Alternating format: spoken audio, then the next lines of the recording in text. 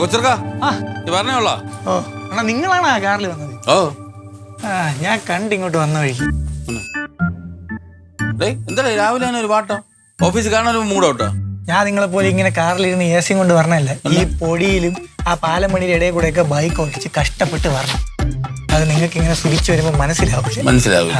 നീ എന്തുകൊണ്ട് സൂചിച്ചു വരുന്നില്ല? നിനക്ക് ഇവിടെ നല്ല സാലറി ഉണ്ടല്ലോ, ഒരു വണ്ടി അങ്ങ് എടുക്കണം. സെക്കൻഡ് ഹാൻഡ് വണ്ടി പറഞ്ഞാൽ നോക്കിയാണ്. പക്ഷെ വിശ്വാസമുള്ള ആരെയും എടുക്കണം, നോക്കിയൊക്കെ എടുക്കണം. അത് തന്നെ. എന്റെ ഒരു കൂട്ടുകാരൻ സെക്കൻഡ് കാർ എടുത്തു, 3 ലക്ഷം രൂപ കൊടുത്ത് എടുത്തതാണ്. പക്ഷെ വീട്ടിൽ കൊണ്ടുവന്നതിന് ശേഷം അത് ഇതുവരെ ഒന്ന് ഓട്ടിക്കാൻ അവരെ കൊണ്ട് പറ്റിയില്ല.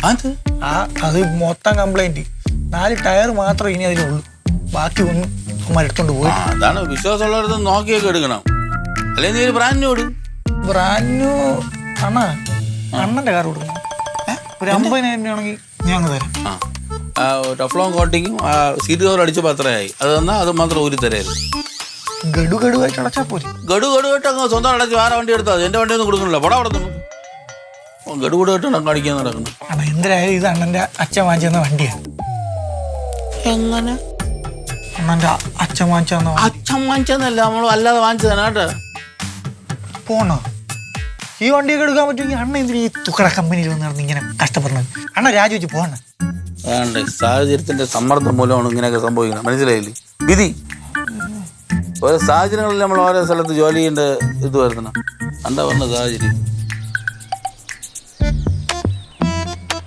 ചേച്ചി നീ നടന്നു വന്നേ? അല്ലേടാ, എന്റെ പപ്പ ആരും പേടിക്കണ്ട, അവിടം വരെ കൊണ്ടുപോയിട്ടാ പോയത്. ഇതുവരെ വന്നെങ്കിൽ പിന്നെ നിനക്ക് ഇവിടെ ഒന്ന് കൊണ്ടുവന്ന് കാണിച്ചു കൊടുക്കണം, നമുക്കൊക്കെ ഒന്ന് കാണായിരുന്നല്ലോ. എനിക്ക് ആഗ്രഹമുണ്ട് ആശിക്കേ, പക്ഷെ എന്റെ പപ്പ ഇവിടെ വന്നാലേ ചിലർ പിന്നെ ഫുൾ ടൈം മുഖമൂടിട്ടിട്ടായിരിക്കും നടക്കുന്നത്. അത് പിന്നെ ചിലപ്പം അവർക്ക് ശ്വാസം മുട്ടിച്ചാലോ, അതുകൊണ്ടാ വേണ്ടാന്ന് വെച്ചത്. നിനക്ക് ആവശ്യമില്ലാത്തവരൊക്കെ ഓഫീസ് വിളിച്ചിരുത്തിയാലോ കൂടല്ലടാ. തനിക്ക് ഇന്ന് മുതലേ എന്റെ അപ്പൻ ആവശ്യമില്ലാത്ത ആളായത് എന്ന് പറയാണെന്ന്.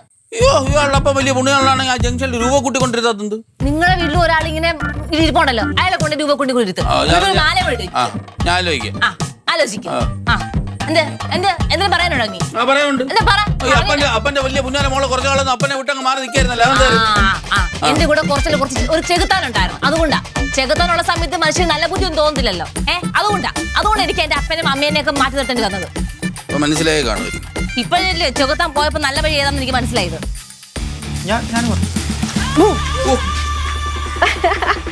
പേടിച്ചോയോ? ഞാൻ ചുമ്മാ തമാശയാക്കിയല്ലേ. തമാശ പേടിച്ചൊന്നുമില്ല.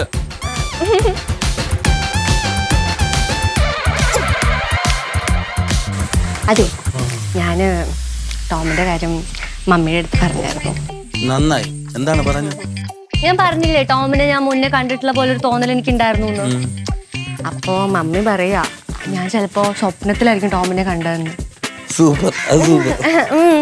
അപ്പോ ഞാൻ ചോദിച്ചു അതെന്താ മമ്മീന്ന്. അപ്പൊ മമ്മി പറയാ, നമ്മള് സോൾമേറ്റ്സ് ആയിരിക്കും. അതായത് ഈ സിനിമയിലെ കണ്ടിട്ടില്ല, ഇങ്ങനെ തൊടുമ്പോ സ്പാർക്ക് വരുന്നത്. അപ്പൊ അങ്ങനെ ആയിരിക്കും ചിലപ്പോ.